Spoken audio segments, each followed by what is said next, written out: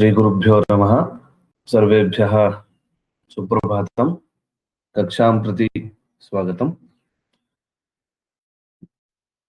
योगेन चित्तस्य पदेन वाचां मलं शरीरस्य च वैद्यकेन योपाकरोत्तं प्रवरं मुनीनां पतञ्जलिं प्राञ्जलिरानतोऽस्मि। यन्न बन्धाय साविद्याया विमुक्तये आयासाय परं कर्म विद्यान्यशिल्पनैपुणम्।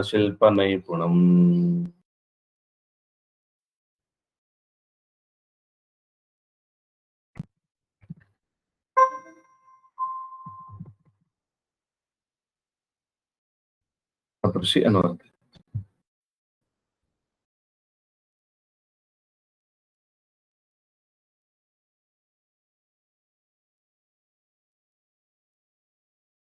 श्री गुरुभ्यो नमः। सर्वेभ्यः नमस्काराः। श्रूयते खलु?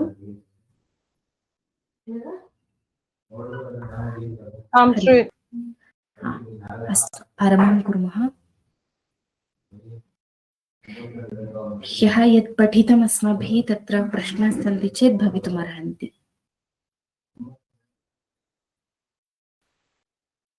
एकवारं स्मारयामि किं पठितमत्र अस्माभिः ह्यः इति। तत्र व्याकरणशब्देन किमुच्यते इति पूर्वम् आक्षेपः आरब्धः। तत्र सूत्रं व्याकरणं वा, व्याकरणशब्देन सूत्रम् उच्यते वा अथवा शब्दः व्याकरणशब्देन उच्यते वा इति विचारः कृतः आसीत्। पूर्वत्र कक्ष्यायां सूत्रं न व्याकरणम् इति निराकृतं। ह्यः अस्माभिः शब्दः न व्याकरणम् इति पक्षः निराकृतः।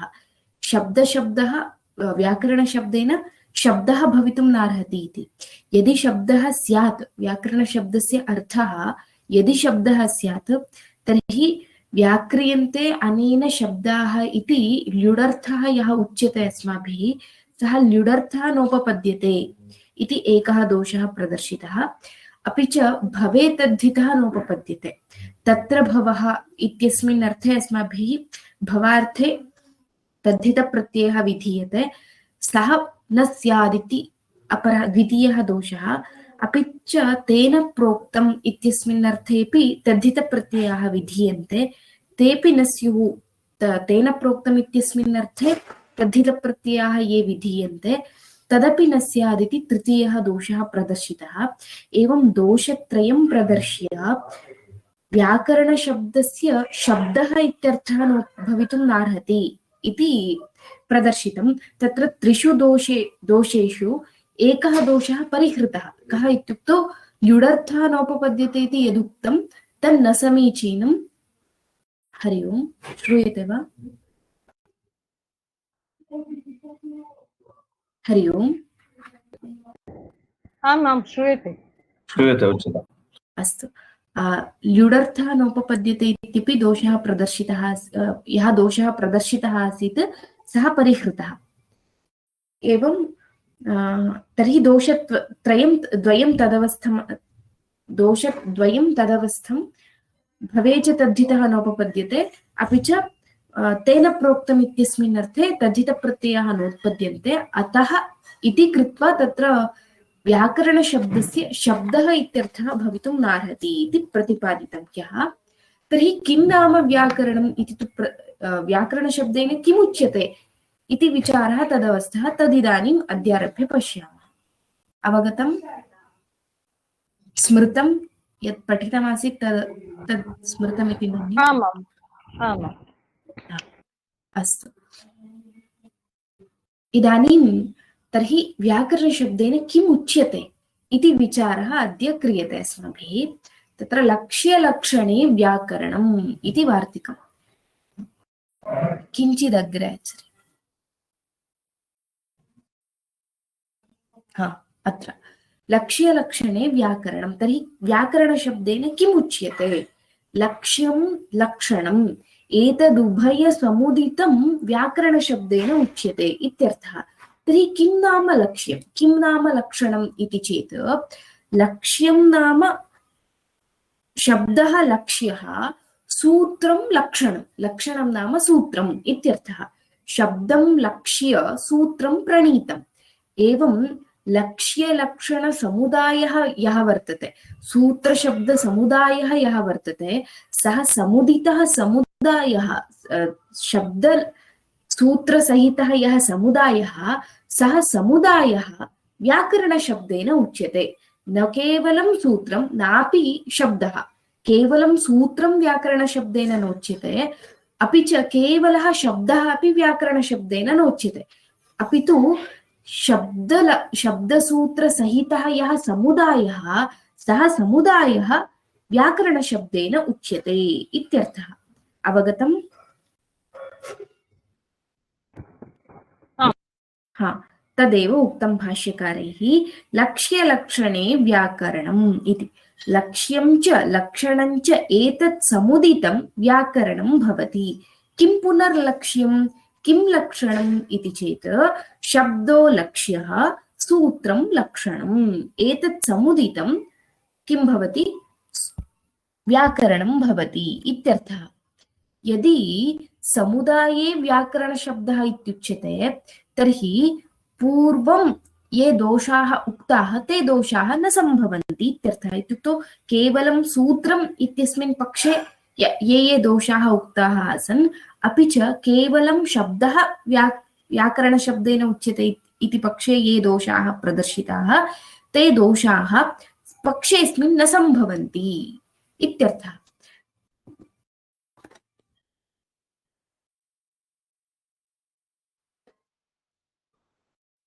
इदानीं यदि सूत्रशब्दसमुदायः व्याकरणशब्देन उक्तः स्यात् तर्हि क्वचित् दोषः स्यात् खलु। इदानीं केवलं शब्दः व्याकरणशब्देन उच्यते चेत् के दोषाः भवन्ति इत्युक्तम्। एवं केवलं सूत्रं व्याकरणशब्देन उच्यते चेत् के दोषाः भवन्ति इत्यपि उक्तम्। अतः शब्दः व्याकरणं न, सूत्रं व्याकरणं न, तत्समुदायः व्याकरणशब्देन उच्यते इति इदानीं सिद्धान्तिना भाष्यकारेण। तर्हि पक्षेऽस्मिन्नपि दोषाः सम्भवन्ति खलु। यदि समुदायः, सूत्रशब्दसमुदायः व्याकरणशब्देन उच्यते तर्हि अपि दोषाः भवन्ति खलु। कः दोषः इति चेत् कश्चन तत्र केवलं सूत्रं पठति, शब्दं न पठति, केवलं सूत्रं पठति चेत् सः वैयाकरणः कथं भवितुमर्हति। सूत्राणां पारायणं करोति, शब्दसहितसूत्राणां पारायणं यः करोति, तत् पारायणं करोति चेत् सः सूत्राणां पारायणं करोति इति प्रयोगः भवति। यः सूत्राणां पारायणं करोति, केवलानां सूत्राणां पारायणं यः करोति, सः वैयाकरणः न स्यात् खलु। यतः केवलं शब्दानां पारायणं न करोति, सः शब्दसमुदितसूत्राणां खलु पारायणं करोति। यद्येवं सः सूत्राणां पारायणं करोति तर्हि सः कथं वैयाकरणः भवति।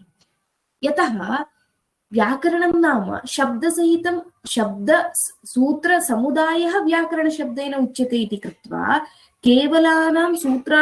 केवलसूत्राणां पारायणं यः करोति सः कथं वैयाकरणः भवति इति इदानीं संशयः अवगतो वा?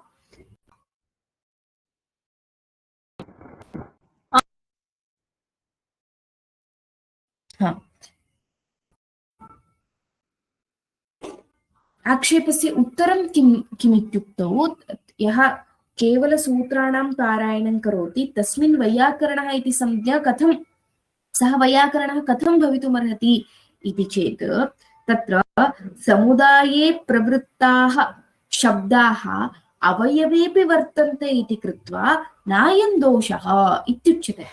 यथा इदानीं सूत्रं नाम शब्दं विना सूत्राणि न भवन्ति इति कृत्वा यः सूत्राणां पारायणं करोति सः तदवयवीभूतशब्दानामपि पारायणं करोति इति कृत्वा सः शब्दसहितसूत्राणाम् एव पारायणं करोति इत्यर्थः। तस्मात् अस्मिन् पक्षे न दोषः इत्यर्थः। इत्युक्तौ लक्ष्यलक्षणसमुदितं समुदायः एव व्याकरणशब्देन उच्यते इति पक्षे यः केवलं सूत्राणां पारायणं करोति सः वैयाकरणः भवितुं नार्हति इति दोषः न सम्भवति। यतः यः सूत्राणां पारायणं करोति सः शब्दसहितसूत्राणां पारायणं करोति इति कृत्वा समुदाये प्रवृत्ताः ये शब्दाः ते अवयवीभूतशब्देऽपि वर्तन्ते, शब्दानपि पारायणं करोति सः, पठति इति कृत्वा न दोषः इत्युच्यते। यथा तत्र पूर्वे पाञ्चालाः उत्तरे पाञ्चालाः इति प्रयोगः क्रियते अस्माभिः। तत्र पूर्वे पाञ्चालाः इत्युक्तौ सम्पूर्ण पूर्वदेशे ते वर्तन्ते इति न, पूर्वप्रदेशे क्वचिदेकदेशे वर्तन्ते चेदपि ते पूर्वपाञ्चालाः इति यथा अस्माभिः व्यवहारः क्रियते। अपि च औषधं किञ्चित् भवति, तस्मिन् औषधे घृतं संस्थापितं भवति अस्माभिः, कस्मिंश्चित् औषधे तैलं संस्थापितं भवति अस्माभिः। तत्र औषधे केवलं घृतं न भवति, नापि केवलं तैलं, तथापि अस्माभिः तैलं भुक्तं घृतं भुक्तम् इति व्यवहारः क्रियते। इत्युक्तौ औषधविशेषे घृतं भवति, घृतेन साकं तद् अन्यदपि किञ्चित् भवति चेदपि तैलं भुक्तम् इत्येव व्यवहारः क्रियते। तद्वत् एवं घृतं भुक्तम् इत्येव व्यवहारः क्रियते। तद्वत् अत्रापि सम्पूर्णं सूत्रं पठितं चेदपि तदन्तर्गतशब्दानामपि पठनं कृतं भवति इति कृत्वा न दोषः इति। एवं कपिलः, कपिलागौः, कृष्णागौः इति प्रयोगः क्रियते। गोः सम्पूर्णप्रदेश सा गौः सम्पूर्णं कपिलवर्णा न भवति, तत्र तत्र कृष्णवर्णीया अपि भवति, तत्र तत्र श्वेतवर्णीया अपि भवति। एवं भवति चेदपि कपिलागौः इति अस्माभिः यथा प्रयोगः क्रियते तद्वत् सूत्रस्य पारायणम् इत्यत्र सूत्रान्तर्गतशब्दस्यापि पारायणं कृतं भवति इति कृत्वा यः केवलं सूत्रं पठति सोऽपि शब्दसहितं सूत्रं पठति इति कृत्वा न दोषः इति। अवगतं वा? हरि ओम्। आं स्पष्टं। तदेव उक्तं भाष्यकारैः। लक्ष्यं च लक्षणं च एतत् समुदितं व्याकरणं भवति। किं पुनर्लक्ष्यं, किं पुनर्लक्षणं? शब्दः लक्ष्यः, सूत्रं लक्षणम्। एवमप्ययं दोषः, अस्मिन् पक्षेपि दोषः वर्तते खलु। समुदाये व्याकरणशब्दः प्रवृत्तः अवयवे नोपपद्यते। सूत्राणि च अपि अधीयानः इष्यते वैयाकरणः इति। इत्युक्तौ यः केवलं सूत्रान् पठति सोऽपि वैयाकरणः इति वक्तुम् अस्माभिः इष्यते, परन्तु यः केवलं सूत्रान् पठति सः वैयाकरणः कथं भवितुमर्हति इति आक्षेपः। तदर्थम् उत्तरं नैष दोषः। समुदायेषु हि शब्दाः प्रवृत्ताः अवयवेष्वपि वर्तन्ते। समुदाये प्रवृत्ताः शब्दाः अवयवेपि वर्तन्ते खलु। तद्यथा पूर्वे पाञ्चालाः, उत्तरे पाञ्चालाः, तैलं भुक्तं, घृतं भुक्तं, शुक्लः, नीलः, कृष्णः इति। एवम् अयं समुदाये व्याकरणशब्दः प्रवृत्तः अवयवेपि वर्तते इति। पङ्क्त्यर्थः अवगतो वा? आम्। तदेव प्रदीपकारैरपि उक्तं। पूर्वे पाञ्चालाः इति जनपदान्तरनिवृत्तिविवक्षायाम् एकदेशे अपि समुदायरूप आरोपात् प्रयोगः। इदानीं कुतः पूर्वे पाञ्चालाः उत्तरे पाञ्चालाः इति प्रयोगः क्रियते इत्युक्तौ जनपदान्तरनिवृत्त्यर्थं तथा प्रयोगः क्रियते। तथा तस्मिन् समुदाये आरोपः क्रियते इति कृत्वा न केवलं ते पूर्वदेशे एव भवन्ति, तदन्यत्र इत्युक्तौ सम्पूर्णपूर्वदेशे न भवन्ति, तदेकदेशे भवन्ति चेदपि ते पूर्वपाञ्चालाः उत्तरपाञ्चालाः इति व्यवह्रियन्ते। कुतः ते तथा व्यवह्रियन्ते इत्युक्तौ जनपदान्तरनिवृत्त्यर्थम्। इत्युक्तौ पूर्वस्मात् उत्तरजनपदप्रदेशस्य निवृत्त्यर्थम् उत्तरप्रदेशस्य पूर्वप्रदेश इत्युक्तौ पूर्वजनपदात् निवृत्त्यर्थं तथा प्रयोगः क्रियते इति कृत्वा ते सम्पूर्ण पूर्वदेशे न भवन्ति, एकदेशे भवन्ति चेदपि पूर्वे पाञ्चालाः उत्तरे पाञ्चालाः इति यथा प्रयोगः क्रियते तद्वत् इत्यर्थः। एवं तैलमिति यदौषधसंस्कृता घृततैलमात्रा भवति तदा एतदुदाहरणम् इति। औषध इत्युक्तौ केवलं तैलं न भवति, तत्र केवलं घृतं न भवति, अन्यैरपि औषधैः संस्कृतं तैलं संस्कृतं घृतं भवति चेदपि कथं व्यवहारः क्रियते? तैलं भुक्तं घृतं भुक्तम् इति यथा सम्पूर्णः समुदायं गृहीत्वा यथा व्यवहारः क्रियते तद्वदत्र इत्यर्थः। आकृतिवाचित्वे तु घृततैलशब्दयोः संस्थानप्रमाणनिरपेक्षा सर्वत्र मुख्या वृत्तिः इति। तत्र तदा कथं व्यवहारः क्रियते इत्युक्तौ तैलत्वं घृतत्वम् इति आकृतिं गृहीत्वा व्यवहारः क्रियते, परन्तु तत्र तदन्यदपि भवति चेदपि यथा तैलं भुक्तं घृतं भुक्तम् इति व्यवहारः क्रियते तद्वत् अत्रापि भवितुम् अर्हति। शुक्लः इति अशुक्ले अपि अवयवे अवयवान्तरस्य शौक्ल्यात् समुदायस्य शुक्लत्वे सति आरोपात् प्रयोगः इत्युक्तौ तदन्यदपि भवति, शुक्लभिन्नः वर्णः अपि तस्मिन् भवति चेदपि शुक्लत्वम् आरोप्य यथा अस्माभिः व्यवह्रियते तद्वत् प्रकृतेऽपि सूत्राणि यः पठति सूत्राणि पठति चेदपि तदन्तर्गतशब्दानामपि पारायणं करोति इत्यस्मात् अदोषः न दोषः। केवलं यः सूत्राणां पारायणं करोति सः अपि वैयाकरणः भवितुमर्हति। तस्मात् किं नाम व्याकरणम् इति चेत् लक्ष्यलक्षणसमुदितं समुदितः यः समुदायः वर्तते तद्व्याकरणशब्देन अत्र उच्यमानम् इत्यर्थः। स्पष्टं वा? हरि ओम्। आं महोदय। इदानीं तर्हि अग्रिमः विचारः कः इत्युक्तौ पूर्वं भवद्भिः अत्र इदानीं किञ्चित् स्मर्तव्यं भवति। पूर्वमस्माभिः व्याकरणशब्देन सूत्रम् इति यः पक्षः उक्तः आसीत् सः निराकृतः आसीत्। तन्निराकरणम् इदानीं खण्ड्यते। इत्युक्तौ लक्ष्यलक्षणसमुदितमपि समुदायः व्याकरणशब्देन उच्यते इति पक्षः समीचीनः।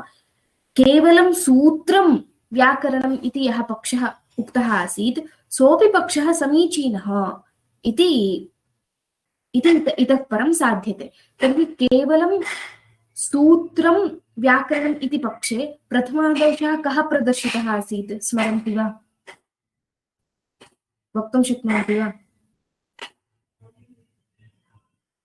पूर्वत्र कक्ष्यायां सूत्रं व्याकरणं वदतु। न पुनः एकवारं पृच्छतु महोदय। प्रश्नः कः इत्युक्तौ पूर्वमस्माभिः व्याकरणशब्देन सूत्रम् इति यदि स्वीक्रियते, व्याकरणशब्दस्य अर्थः सूत्रं व्याकरणशब्देन उच्यते इति यदि स्वीकृतं स्यात् तर्हि दोषाः उक्ताः आसन् पूर्वं खलु? तत्र प्रथमः दोषः कः इति मम प्रश्नः।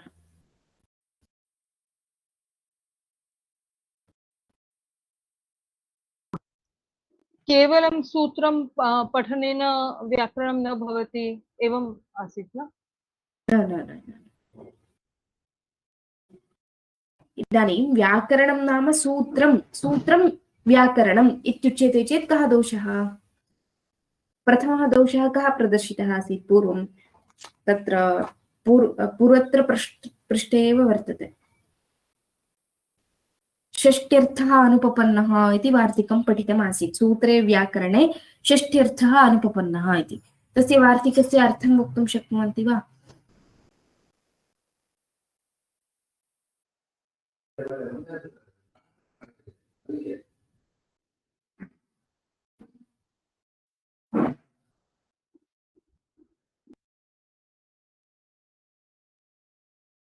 स्मरन्ति वा?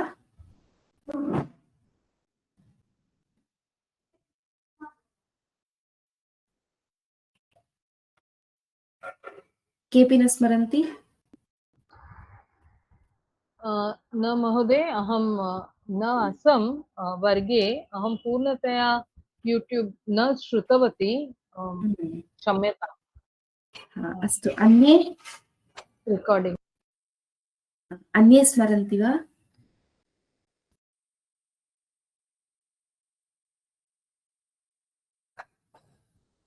अस्तु, अहमेव स्मारयामि। इदानीं यदि व्याकरणशब्दस्य सूत्रमित्यर्थः स्वीकृतः स्यात् तर्हि षष्ठ्यर्थः नोपपद्यते इत्युक्तम् आसीत्। तत्र अस्माभिः क्वचित् प्रयोगः क्रियते, व्याकरणस्य सूत्रम् इति प्रयोगः क्रियते। व्याकरणस्य सूत्रम् इति प्रयोगः क्रियते चेत् यदि व्याकरणशब्दस्य सूत्रमित्यर्थः स्वीकृतः स्यात् तर्हि कथं भवति? सूत्रस्य सूत्रम् इति इत्यर्थः प्राप्यते। सूत्रस्य सूत्रमित्यर्थः प्राप्यते इति कृत्वा तत्र अवयवावयवी भावः अपेक्षितः खलु। षष्ठी अवयवावयवी भावसम्बन्धे अत्र षष्ठी विहिता इति कृत्वा प्रकृते सूत्रं किञ्चित् वर्तते, सूत्रस्य अवयवः पुनः सूत्रमेव भवितुं नार्हति इति कृत्वा षष्ठ्यर्थः अनुपपन्नः स्यात्। व्याकरणस्य सूत्रम् इति षष्ठ्यर्थः यः अस्माभिः उपपाद्यते सः षष्ठ्यर्थः अनुपपन्नः स्यात् इति एकः दोषः प्रदर्शितः आसीत् खलु। यदि व्याकरणशब्दस्य सूत्रमित्यर्थः स्वीक्रियते तर्हि इदानीं स्मृतं वा? आमां, किञ्चिदेव अहं श्रुतवती रेकार्डिङ्ग्, परन्तु इदानीं स्मरामि। अस्तु, इदानीं सः दोषः वार्यते। सूत्रमित्यर्थः स्वीक्रियते चेत्, व्याकरणशब्दस्य सूत्रमित्यर्थः स्वीक्रियते चेत् अवयवावयवी भावसम्बन्धः उपपादयितुं शक्यते, तत्र न दोषः इति। कथमिति चेत् तत्र राहोशिरः इति प्रयोगः वर्तते अस्माकं शास्त्रेषु। राहोशिरः इति प्रयोगः क्रियते। तत्र राहोः शिरः इत्यत्रापि अवयवावयवी भावसम्बन्धे एव षष्ठी विहिता।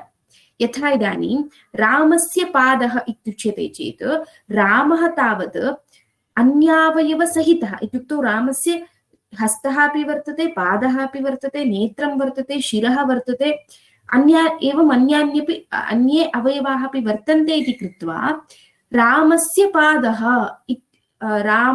रामस्य अवयवीभूतः पादः इति प्रयोगः भवितुम् अर्हति। परन्तु राहोः शिरः इति कथं व्यवहारः? यतः यः राहुः सः तस्य केवलं शिरः वर्तते, अन्यानि अवयवानि तस्य नैव वर्तन्ते, पादो वा हस्तो वा इत्यादिकं नैव वर्तते इति कृत्वा तस्मिन् राहोः शिरः इति प्रयोगः कथम् उपपद्यते? यदि अन्ये अवयवानि वर्तन्ते तर्हि राहोः शिरः इति अवयवावयवी भावसम्बन्धे षष्ठी भवितुम् अर्हति खलु। सत्यम्। एवं तर्हि राहोः यदि अवयवान्येव न वर्तन्ते तर्हि कथं तत्र प्रयोगः इति चेत् व्यपदेशिवद्भावेन प्रयोगः इत्युच्यते। एकस्मिन् अवयवेपि अवयवत्वं एकस्मिन् समुदायेपि अवयवत्वव्यवहारं कृत्वा राहोः शिरः इति प्रयोगः भवितुम् अर्हति।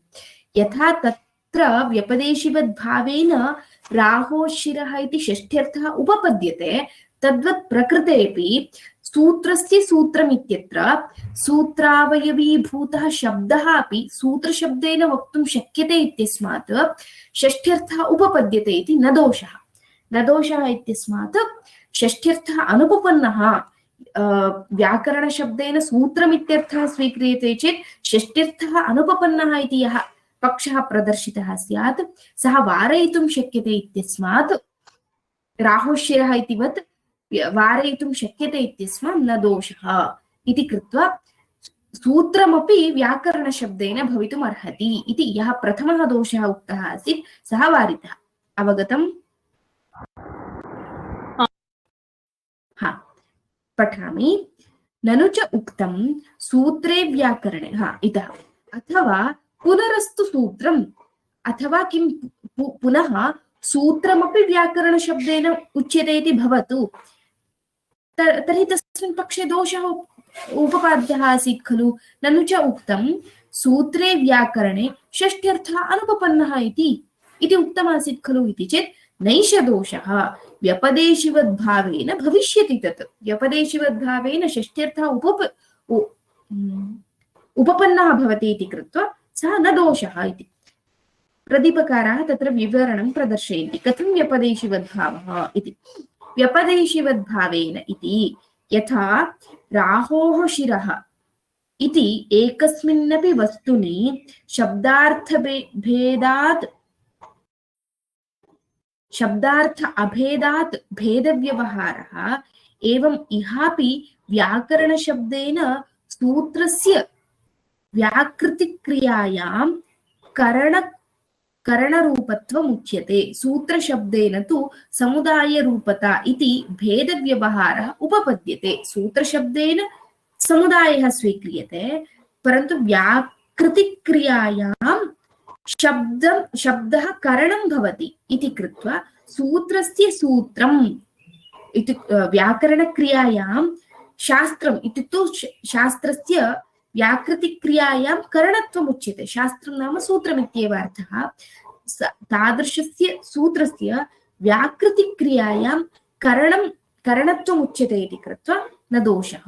एवं राहोशिरः इतिवत् भेदव्यवहारः भवितुमर्हति।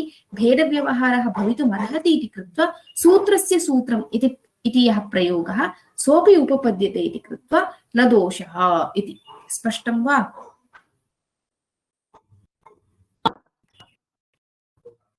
स्पष्टं वा?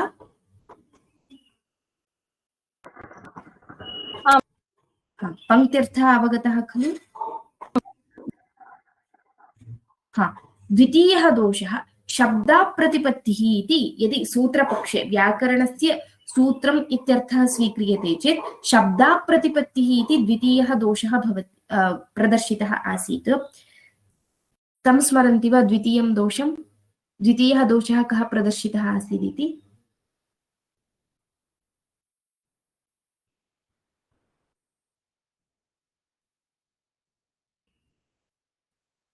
व्याकरणशब्देन यदि सूत्रम् उच्यते तर्हि शब्दाप्रतिपत्तिः इति द्वितीयः, प्रथमः षष्ठ्यर्थः अनुपपन्नः इति, द्वितीयः शब्दाप्रतिपत्तिः इति। अस्य विवरणं कर्तुं शक्नुवन्ति वा? न भगिनी, अहं दीपावलिपर्वणः अनन्तरम् अद्य एव आगतवती, परन्तु न सर्वं श्रुतवती। अतः अहं भवत्याः प्रश्नानाम् उत्तरं दातुम् अशक्ता अस्मि। सम्यक् भगिनि। तर्हि एकं कार्यं कुर्मः वा? कथञ्चित् रेकार्डिङ्ग् वर्तते, श्वः भवन्तः रेकार्डिङ्ग् श्रुत्वा आगच्छन्तु इतः। तर्हि श्वः पश्यामः। यदि भवन्तः अस्य विवरणं कुर्वन्ति तर्हि अहम् अग्रे वच्मि। अस्तु, क्षम्यतां भगिनि। अद्यापि अहं न उपस्थिता भवामि चेत् पुनः तत् श्रोतुं समयः आवश्यकं न, अतः अहम् आगतवती, परन्तु अहं श्रुत्वा एव आगमिष्यामि। सम्यक् भगिनि। अस्तु, तर्हि श्वः इदम् एकवारम् अवलोक्य आगच्छन्तु, इतः श्वः पश्यामः। एतावत्पर्यन्तम् अवगतं खलु? आं भगिनि। अस्तु, तर्हि अद्य अत्र समापयामः।